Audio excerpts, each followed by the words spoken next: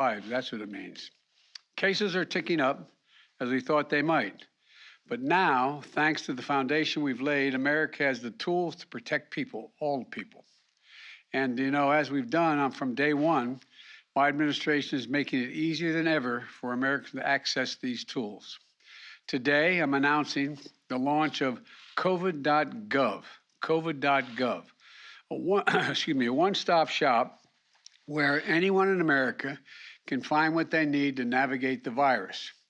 Free vaccines and boosters, free at-home tests, high-quality masks, and for the latest information about the level of COVID-19 spread in your community, you can get that immediately. Now, you'll also be able to find our new Test to Treat locations, which I announced in my State of the Union address. These are pharmacies and other places in your neighborhood where you can get tested, and if you're positive, you can get life-saving treatments all in one stop. We've already stood up 2,000 test and treat sites across the country. We're also we have nearly 200 sites just to serve military families and veterans communities as well. We've done what we've done throughout the pandemic. We've ensured these locations are at the hardest hit, hardest to reach communities as well. The bottom line, no longer will Americans have to scour the internet to find vaccines, treatments, tests, or masks. It's all there. And just go visit covid.gov, covid.gov. And let me remind you, when I took office about 14 months ago, the pandemic was raging, the economy was reeling, and the deficit was soaring. Most schools were closed. We didn't have enough vaccines. The unemployment claims were sky high. And then we got to work and we delivered. Enough vaccines for every American months ahead of schedule. Effective treatments, at-home tests that are free and accessible. Over 99% of our schools are open again.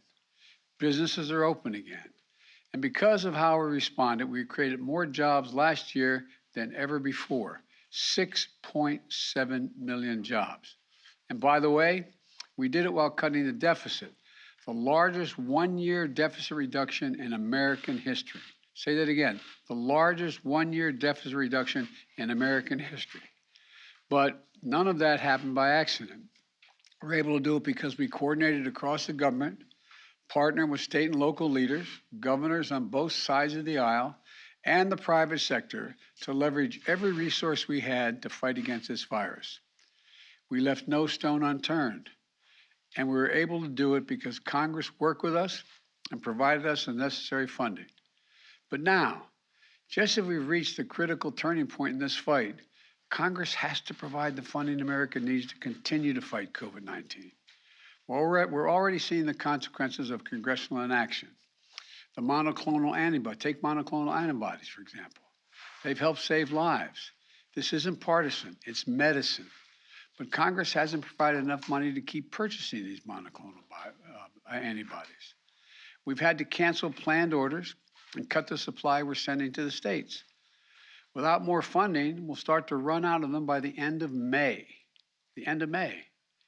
We've also had to scale back our plan to purchase more preventive therapies for Americans who are immunocompromised. Critical tools to protect the most vulnerable among us. Without more funding, we risk running out of the supply by this fall. The same is true of testing. It took months to ramp up our testing capacity. The Omicron, we saw how vital, and with Omicron, we saw how vital it was. And we have enough tests on hand to weather the surge. But without funding, we're not going to be able to sustain the testing capacity beyond the month of June. And if we fail to invest, we leave ourselves vulnerable if another wave of the virus hits.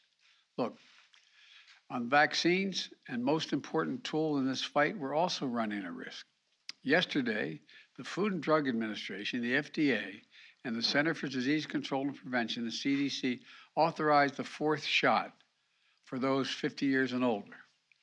We know boosters are critical to providing an additional level of protection. That's why I plan to get my second booster today, right here after I'm done speaking. If you haven't gotten your first booster, please don't wait. Do it today.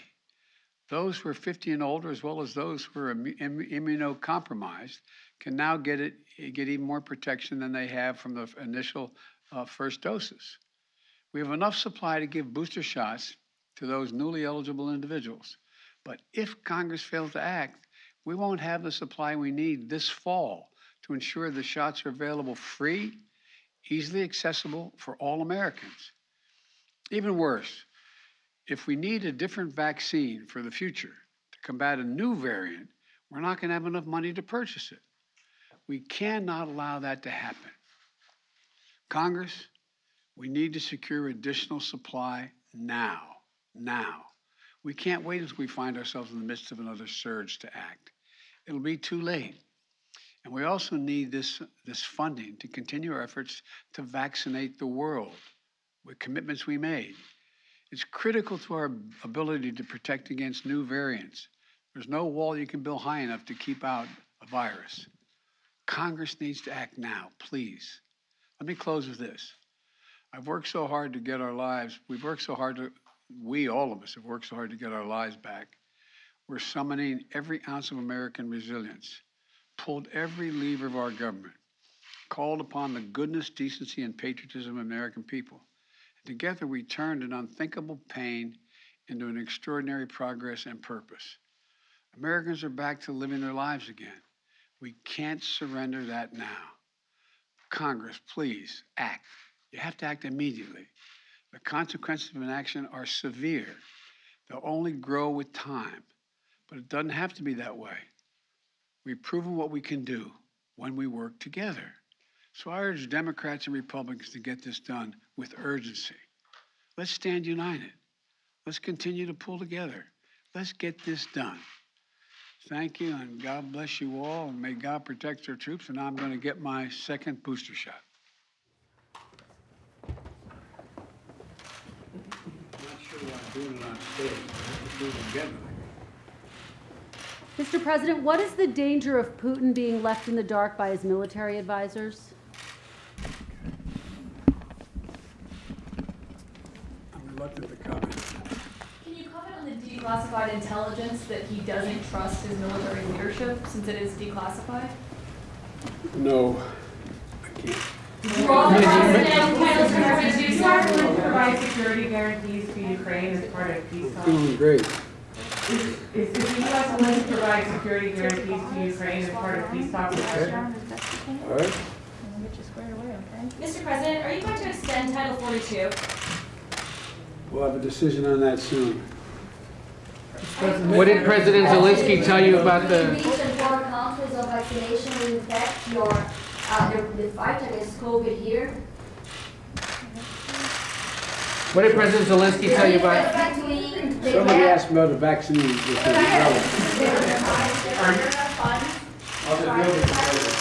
is wonderful.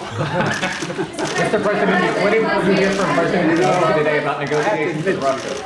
I've always thought that it discourages people getting the vaccination when they watch people get a needle in their arm. So I apologize for discouraging them. It didn't hurt a bit, and I was able to roll my sleeve up, and thank you all for Can